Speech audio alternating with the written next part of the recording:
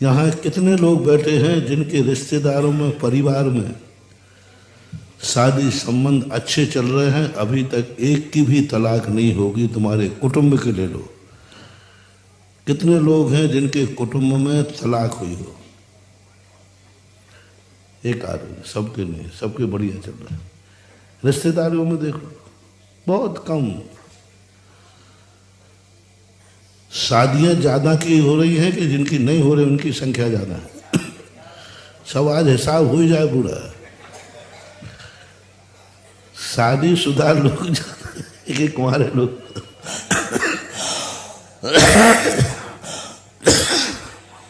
सब अच्छे, जिंदगी चल रही है। स्त्रियों को भी कितने पति गंदे मिले होंगे जिनको स्त्री को मजबूरी में छोड़ना पड़ा। शराबी, जुआड़ी, XYZ। अच्छे पति ज्यादा हैं, गंदे पतियों की संख्या कम है। अब पड़ोस में आ जाओ, ज्यादातर लोगों के पड़ोसी अच्छे हैं कि पड़ोसी गंदे हैं? पड़ोसी।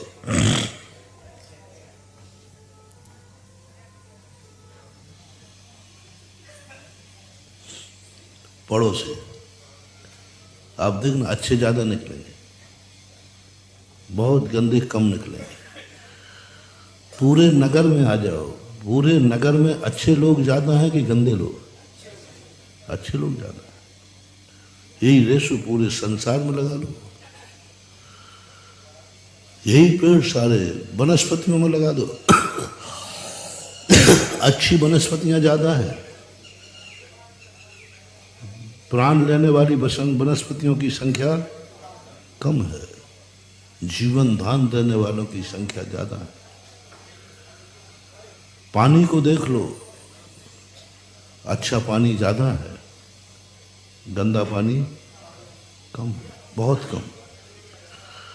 पृथ्वी देख लो, उपजाऊ भूमि ज्यादा है कि निरुपजाऊ? कोई ना कोई पेड़ होता है, छोटा पेड़ से अलग अलग मौसम के, अलग अलग क्षेत्र के, लेकिन वो कुछ ना कुछ तो करते हैं। ऐसी भूमि बहुत कम है जो किसी भी काम की न हो, वो कहीं ना कहीं उपयोगी है। अग्नि, जल, वायु, सब तरफ इतना सब, ये सब कहाँ से आ रहा है? कर्म सिद्धांत, प्रकृति कहती है व्यक्ति 24 घंटे में पुण्य ज्यादा बांधता है। सबसे ज्यादा हम आप सब पुण्य ज्यादा मानते हैं। आमदनी में कमी नहीं है।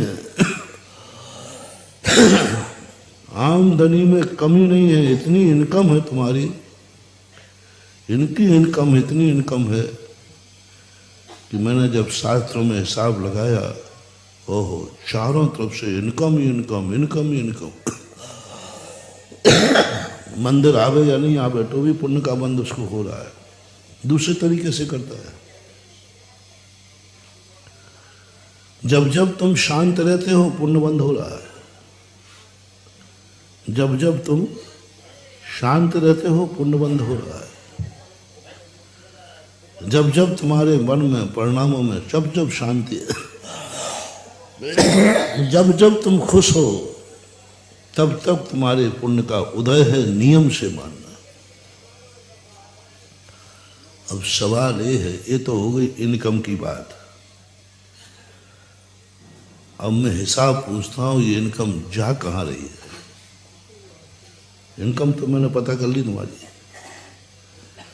पूरी पता कर ली, एक एक पाई से पता कर ली मैंने। अब वो पता नहीं कर पा रहा हूं कि इतनी सारी इनकम जा कहां रही है। वो इनकम दिख ही नहीं रही है। इतनी इनकम होने के बाद भी फुटपाथ पे है, इनकम होने के बाद भी रो रहा है, इतनी इनकम होने के बाद भी मंदिरों में रोता चला आता है। कोई अच्छे लोग आते ही नहीं, मंदिर आते हैं, परेशान लोग आते हैं। कहीं ना कहीं से कोई ना कोई परेशानी लेकर आते हैं। आखिर है क्या मामला? एक बार सुनाया था हमने,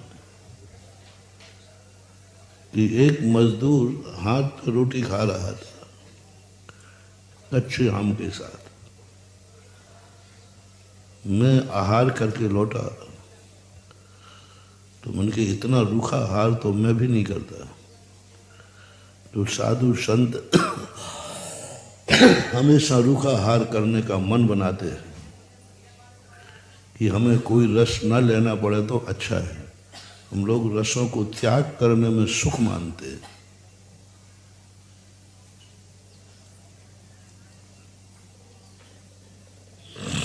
रस परित्याग नाम का एक तप है, साधना है। रस के बिना भोजन करना भी एक तपस्या है। तपस्या किसे बोलते हैं? इच्छा निरोधो तपः। अब भोजन रस के बिना अच्छा नहीं लगता, तो रस के बिना भोजन करना बहुत बड़ी तपस्या है। उपवास कर लेना सरल है, लेकिन नमक के बिना रोटी खाना कठिन है। रस के बिना रोटी खाना कठिन है। उपवास में इतनी दिक्कत नहीं है, चलो 24 घंटे नहीं खाएंगे तो नहीं खाएंगे, लेकिन रस विहीन भोजन करना सबसे बड़ा तप है। तो हम लोग तो ये करते हैं, लेकिन इसका कौन सा तपस्वी है? ना घी है, ना कुछ भी तो नहीं है। मैंने क्या विचारा है, उसी दिन ये सब सोचा। मैंने भगवान से कहा, भगवान ये ठीक नहीं है। तेरी दुनिया में सब तुझे मालिक मानते हैं, ठीक है तू कुछ नहीं करता, लेकिन कुछ ऐसा तो करके जाता कि आज देखो ऐसी कोई जीवन है क्या कोई? भगवान से मैंने खूब अच्छा कहा। उसी दिन मुख्यमंत्री आने वाले थे। मैंने कहा आज मुख्यमंत्री की खैरियत नहीं है। तुम लोग दुनिया में कितने अनर्थ हो रहा है, अभी देखो देश में कितनी गरीबी है और तुम राज की सुख भोग रहे हो। मैंने ठान लिया था कि आज तो सत्ता को हिला दूंगा और प्रवचन भी तैयार कर लिया।